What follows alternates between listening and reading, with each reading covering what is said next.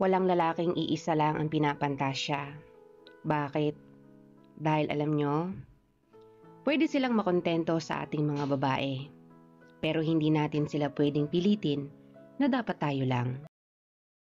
So, ang ibig sabihin ba niyan, handa ka na, tanggap mo na kahit magkaroon ka ng kahati sa asawa mo.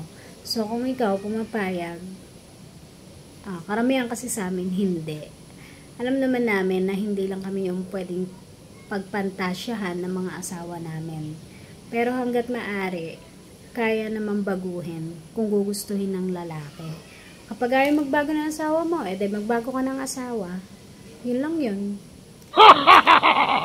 At the first place, boys, hindi kami yung unang lumapit sa inyo para makuha nyo kami. Kayo ang unang lumapit sa amin para makuha nyo kami. Kaya nyo nga kami nilapitan, kaya nyo kami pinormahan, kaya ngayon, kayo yung kasama namin dahil kayo yung pumili sa amin. Kaya nga dapat, pag-aralan nyo rin kung paano makontento sa isa. Naniniwala pa rin ako na sa dami ng mga babaero ngayon sa mundo, sa dami ng mga hindi makontento, sa dami ng makakita lang ng hitang maputi, ay sumusunod agad ng tingin, naniniwala pa rin ako na merong natitira na mga lalaking seryoso. Yung mga lalaki na nakukontento sa asawa lang nila. Naniniwala akong meron pa rin yan.